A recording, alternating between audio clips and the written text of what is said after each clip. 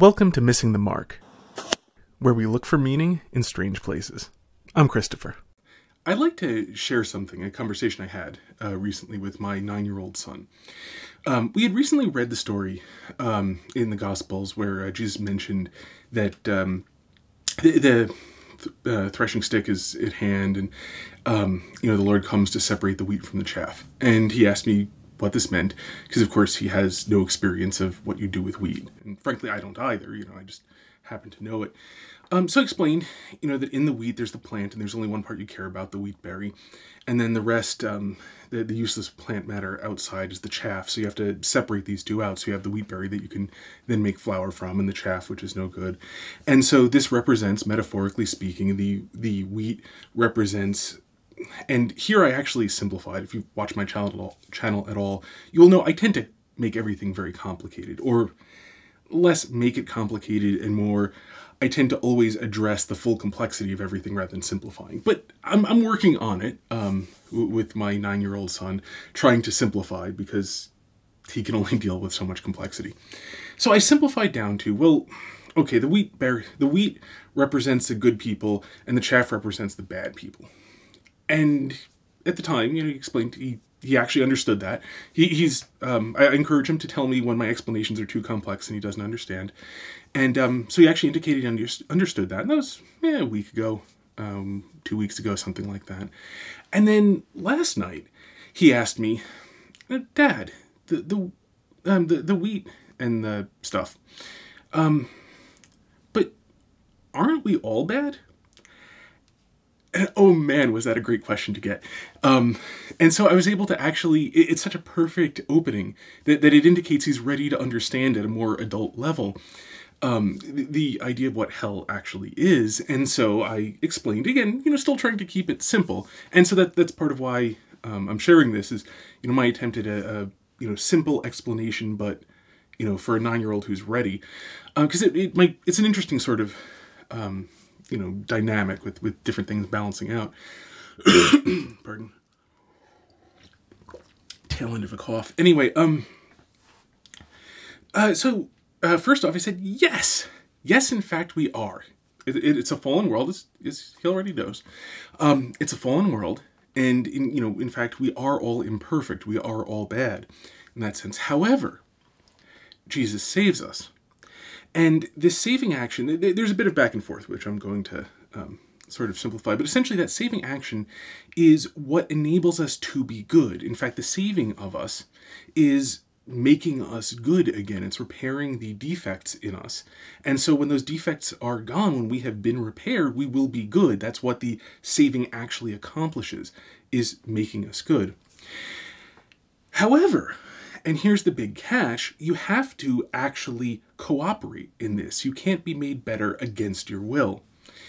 And granted, I'm sort of reciting a little bit, not quite as simply as I put it, but you have to agree to it. You have to go with it. You can't work against it. And so he asked what I meant, and then I explained, this is really hard, by the way, just as a small side note. I know I have a tendency to digressions, but 9-year-olds have so little experience of the world, and especially because we love them, we try to shield them a bit, and so a 9-year-old is not very likely, if a parent can help it, to have experience with the really bad assholes in the world. And so he doesn't have that direct experience of people who just, they're bad. I mean, they mean badly for everyone around them. And so I can't just refer to that. I have to sort of explain in a way that sort of makes sense. And curiously enough, little children are very useful for this. You can see little children who will just have to have things their way because he's got younger siblings. And a really young sibling, they're not a rational creature yet. So this is not a moral action on their part because they don't understand what they're doing.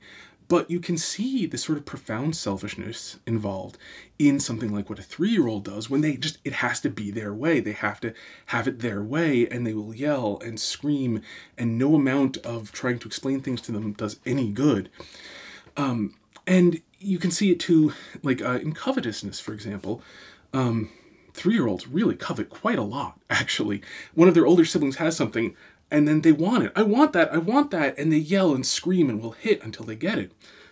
And, it's the process of raising them, and you make them not hit, and You make them not take things, and you have to do that hundreds and hundreds of times until it, actually works, and their older siblings kind of have to suffer through all of their failed attempts at being good.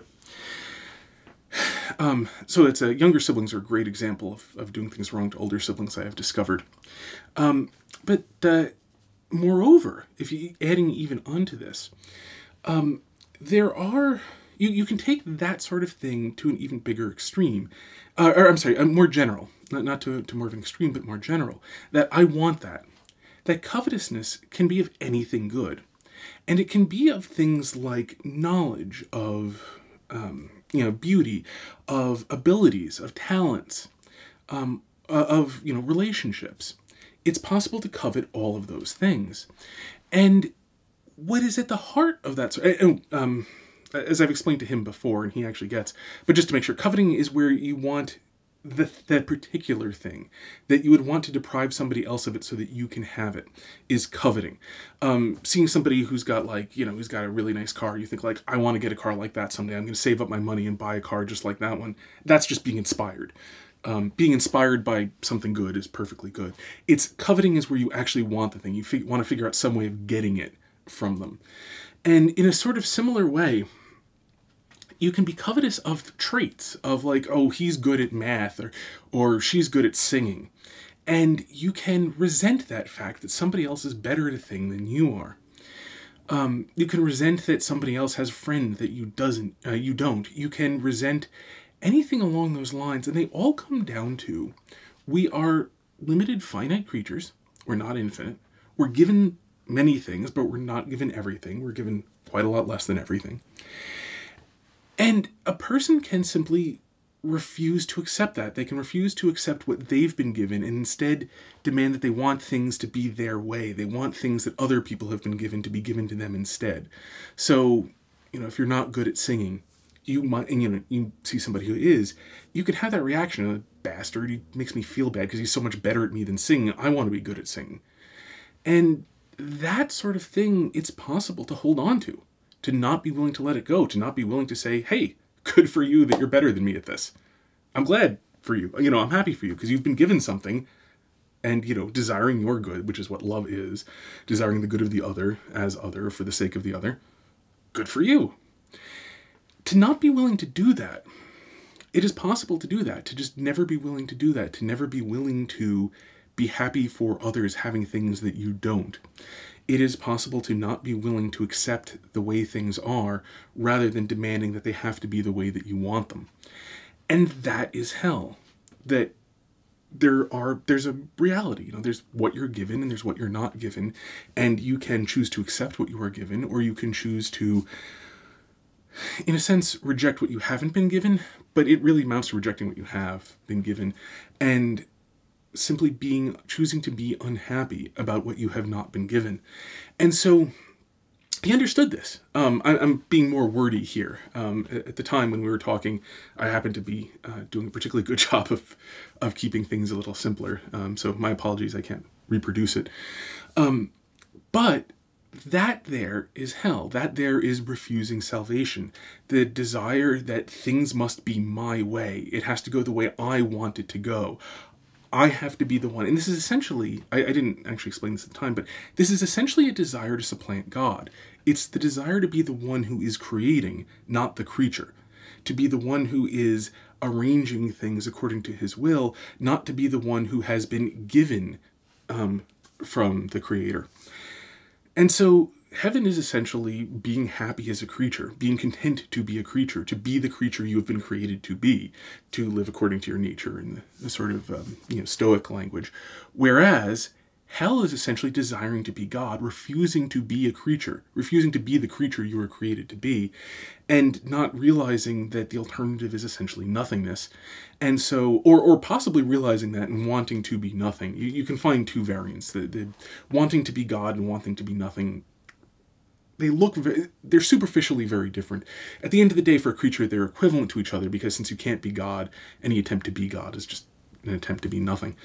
Because you're rejecting all creatureliness of yourself in the attempt to be God. So metaphysically, that's why they're equivalent to each other, even though they look from the outside very differently. Anyhow, so that was the explanation of hell that I gave my 9-year-old that actually worked, where he understood what it means to be able to choose hell, that hell is an act of the will on the part of the creature, wherein the creature is rejecting the goodness offered to it, and, stubbornly rejecting the goodness offered to it. So I hope that might have been interesting. It's one of the few times in my life where I actually managed to be a bit simpler than normal, or to simplify things a bit more than I normally can. I'm working on it. One of the benefits of being a parent is that even if you're not very good at simplifying things, eventually the child grows up and will be ready for more complex explanations. Pray for me and my children, if you would, because I need help simplifying and making things more intelligible. And anyway, I hope you found this interesting. And until next time, may you hit everything you aim at.